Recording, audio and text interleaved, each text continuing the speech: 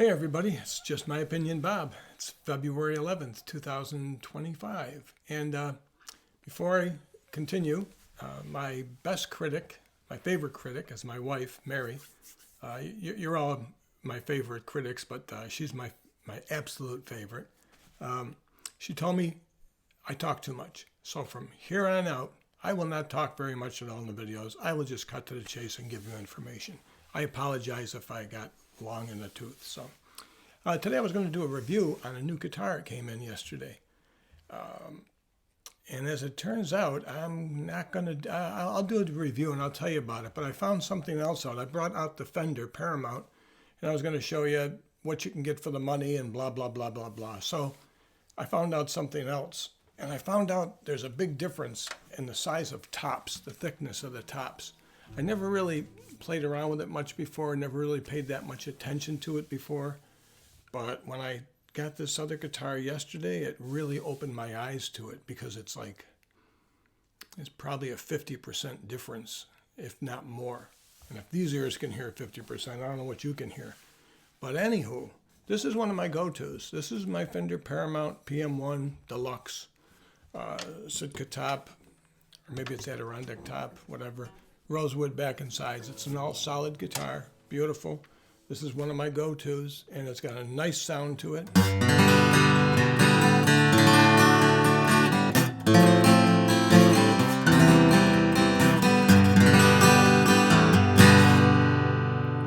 Beautiful, beautiful, deep, deep sound. I haven't found too many guitars better than this. It's one of my absolute favorites. This is one I keep in my collection. This will not be sold. So it's a great guitar. And then this came yesterday. In a nutshell, let me tell you what this is. This is another Chinese guitar. The Fender PM-1 was also a Chinese guitar. This is a Chinese guitar.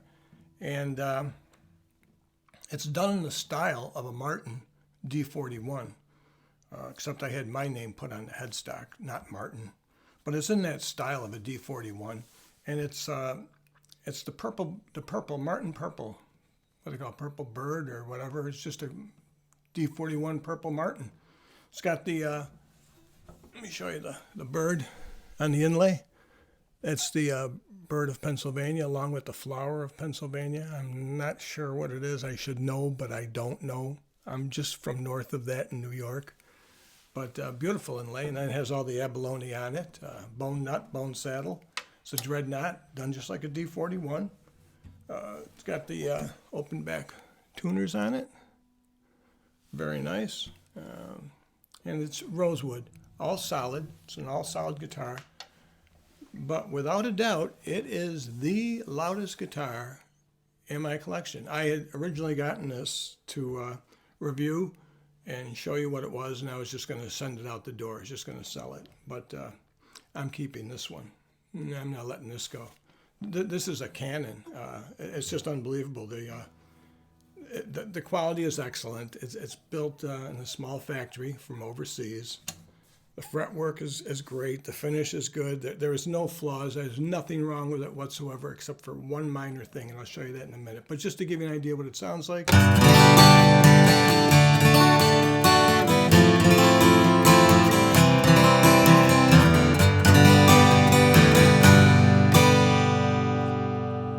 I don't know how that comes across on the iPad, but in the room, it's a Canon. And here's the difference. The top on this Fender,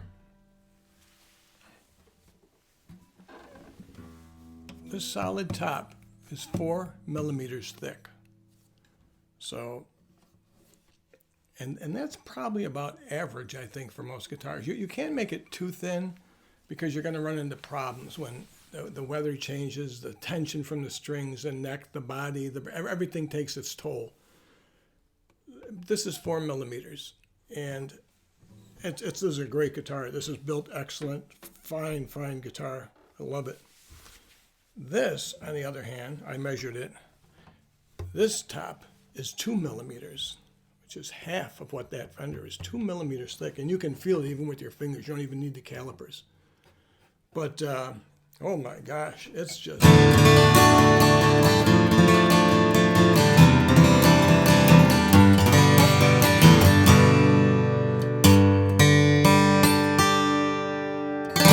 Got that big bass, that big bottom end to it. It's a... And this is with the Chinese strings on it. I didn't even put good strings on this thing. So, yeah, it'll be a honker once I change the strings. But these strings sound absolutely fine. It's oh,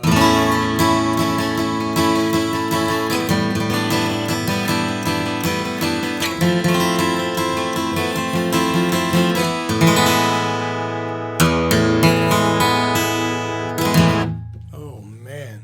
What a difference in the sustain. This thing just sustains forever. Absolutely the longest sustaining guitar I have, and it's got to be because of this top. Now, it also came with the pickguard, a nice fancy pickguard with all that abalone inlay on it. It looks a little fingerprinty because the cover is still on it, the plastic's still on it. I'm not sure if I'm going to put the pickguard on yet or not. I'm just afraid it's going to deaden that sound a little bit. I mean, I'm really enjoying the way it sounds right now. And it's something. It's really something. So I was going to show originally the difference buying a guitar. Now, this is Fender is an American company, largest guitar maker in America. And you want to buy a Fender guitar, whether you buy it on eBay, whether you go to Guitar Center, no matter where you want to buy it new, everybody has to have the manufacturer's suggested retail price, and then there's a street price that they sell it for. Nobody can undercut anybody else. That's just how it works. And this way it makes it fair for online dealers, brick and mortar dealers, whatever. Some people can get around that by having a sale or an open box or change the model number a little bit. You can deviate, but by law, you've got to keep it constant. So the price when you see them, that's the price you can get them from just about anybody. So you pick the person that's going to give you the best service, and that's that. That's how it works. That's a Fender, an American company. They have the guitar made in China. This is an all-China guitar, but you're stuck. That's the price, and that's for new. Now, that used is a different story, but new, that's how it goes. This, on the other hand, is a Chinese guitar, and it's made by a small shop in China, and there's a lot of small shops in China. And the beauty is they all want to undercut each other or give you a better deal or whatever. This particular guitar, this is an all solid wood, one of the finest Chinese guitars I now own. A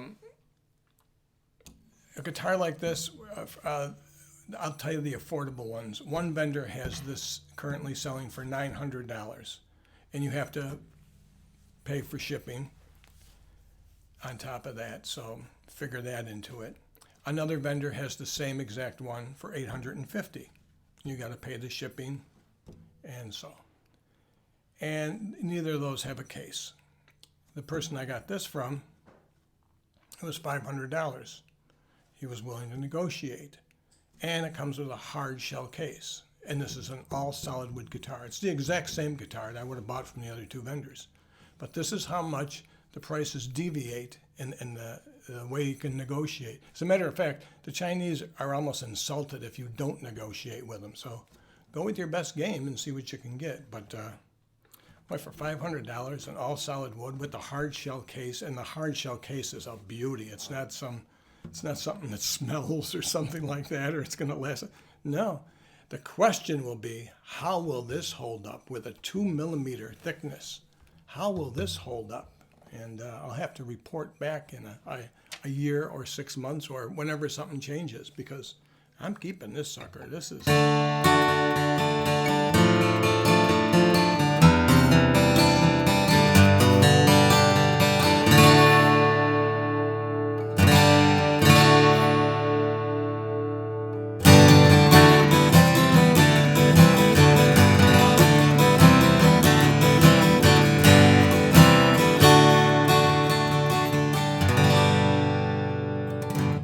If you have any comments, leave them in the comments.